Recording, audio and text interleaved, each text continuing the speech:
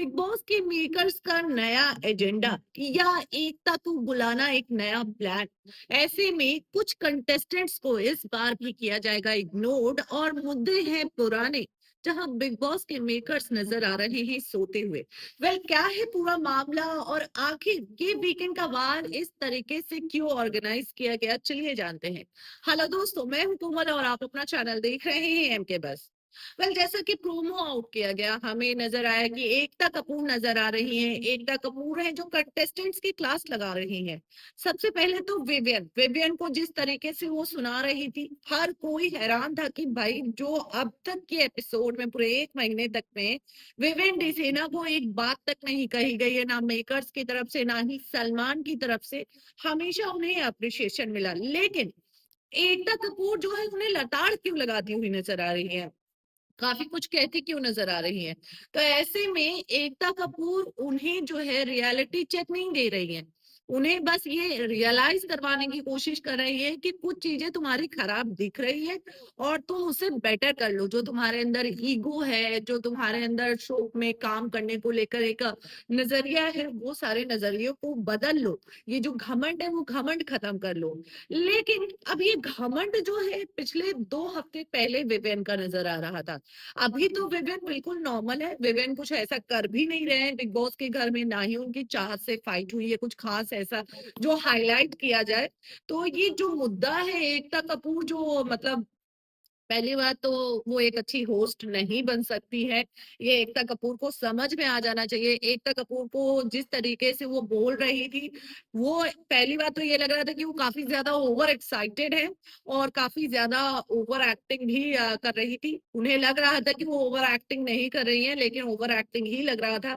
जिस तरीके से वो विवेन को बोल रही थी, क्या समझ रखा है तुम्हारा, घमंड है क्या, घमंड तोड़ दो।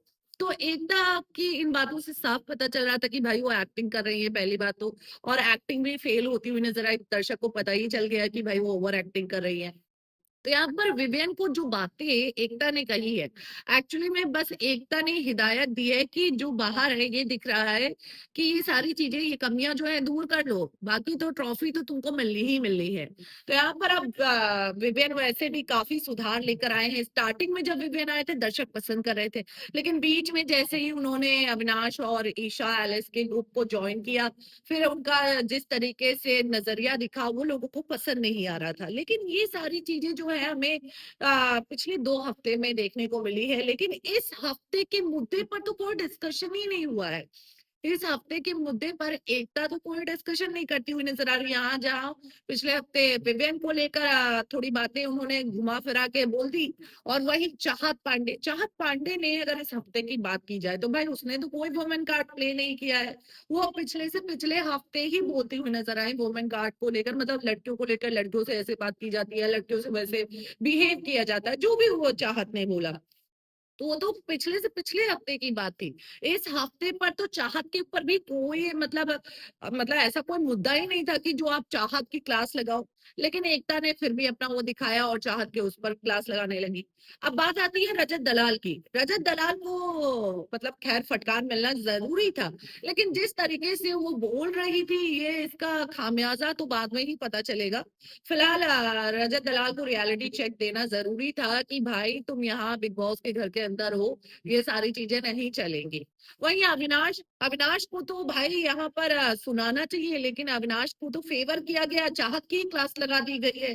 अविनाश को पूरी तरीके से फेवर किया गया है, जबकि अविनाश है कितना ज्यादा इस बार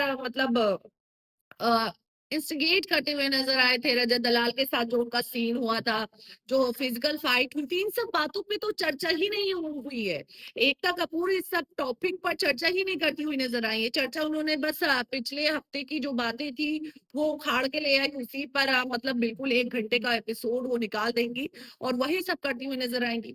बात इतनी सी है कि इस हफ्ते बहुत कुछ हुआ। सारा की फाइट हुई, वहीं अविनाश और रजत दलाल की फाइट हुई, जिसमें फिजिकल फाइट हुई, और विवियन और उसका भी हुआ, रजत का भी हुआ। तो इतनी सारी इन सब टॉपिक पे डिस्कशन नहीं होगा जब दंगल टास्क हुआ। दंगल टास्क में चाहत को जिस तरीके से इग्नोर किया गया, उस पर चर्चा होनी चाहिए कि भाई जब टीम बी में चाहत इन्वॉल्व है तो चाहत को क्यों इग्नोर किया गया, लेकिन इस पर बात नहीं की जाएगी। वही चुमदारंग जो है टास्क को इतने अच्छे से परफॉर्म करती हुई नजर आई, श्रुतिका इतने अच्छे से परफॉर्म करती हुई नजर आई, लेकिन इन सब पे कोई चर्चा नहीं होने वाली है इस हफ्ते। बस अगर किसी को हाईलाइट किया जाएगा तो विवेन डी सेना को हाईलाइट किया जाएगा, रजत को थोड़ा नाम के लिए घसीटा जाएगा, चाहत को हाईलाइट किया जाएगा। चाहत को हाईलाइट क्या है, चाहत को सुनाना है तो वो हाईलाइट होगी।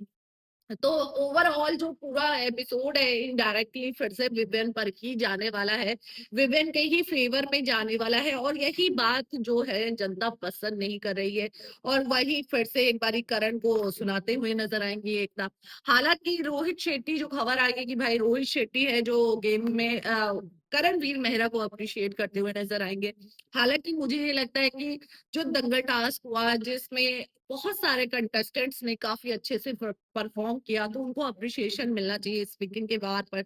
चाहे वो शिल्पा शिरोडकर हो, चाहे श्रुतिका हो, फिर चाहे चुमदारंग हो, इवन विपिन डिसेना हो। विपिन डिसेना ने भी काफी अच्छे से टास्क परफॉर्म किया, इवन वो चोट भी आ गई थी। तो इस तरीके से इन सब टॉपिक पर डिस्कशन होना चाहिए। और हाँ, वुमेन कार्ड की बात रही, अगर चाहत वुमेन कार्ड खेल रही है तो एलिस कौशिक क्या कर रही थी, वो तो सीधे सीधे बोलती हुई नजर आई कि मैं लड़की हूं ना तो मुझे कोई नहीं, मैं सबको बोल दूंगी कि इधर टच मत करो, इधर मत टच करो, अगर कोई करेगा तो फिर मैं सवाल, मैं बहुत ज्यादा प्रॉब्लम क्रिएट कर दूंगी, मुद्दा बना दूंगी। तो ऐसे में एलिस कौशिक रजत दलाल के साथ वो वुमेन कार्ड प्ले भी करती हुई नजर आई। अगर आपने चाहत को वुमेन कार्ड प्ले करने का एक टैग दे दिया तो एलिस कौशिक को क्यों नहीं दिया। और बात रही ईशा और एलिस को क्यों नहीं इतना बोला जाता है, क्योंकि ईशा एलिस तो सीधे लोगों को कैरेक्टर सर्टिफिकेट दे देती है। आरफीन के साथ चाहत का कैरेक्टर सर्टिफिकेट दे दिया, गलत मतलब ही निकाल दिया। तो इस तरीके से जब ईशा एलिस जब लोगों को कैरेक्टर सर्टिफिकेट देती है तो सारा ने अगर उसको बोल दिया तो क्या गलत बोला। भाई आपको, अगर आप दूसरे के कैरेक्टर सर्टिफिकेट को जज कर रहे हो तो आपका भी तो जज किया जाएगा।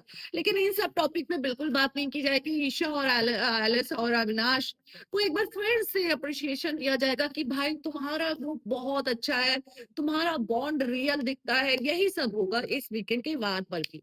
फिलहाल क्या वाकई में ये जो विवियन को थोड़ी सी क्लास लगाई गई है, कहीं ना कहीं मेकर्स का एजेंडा ही लग रहा है कि ठीक है, बाहर वाले जो जनता है वो देख रही है विवियन को ज्यादा सपोर्ट किया जा रहा है तो थोड़ा विवियन को सुना दिया जाता है, उससे कवर अप किया जाएगा, और चाहत को भी थोड़ा सा वो कर देते हैं, कवर अप किया जाएगा। तो वेल वाकई में आपको लगता है कि जो विवियन को डांट लगी है, चाहत का वुमेन कार्ड एलिस को इग्नोर किया गया, उसका वुमेन कार्ड पर प्ले नहीं किया गया, तो कहीं ना कहीं ये मेकर्स का प्लान आपको लग रहा है। और मेकर्स का ये एजेंडा है कि विवेन को आगे तक ले जाना है, ईशा एलिस को आगे तक ले जाना है, जिसके लिए उन्होंने पूरा ये एपिसोड प्लान किया है। फिलहाल क्या कहना है कमेंट में जरूर बताएं। मिलते हैं अगले वीडियो में।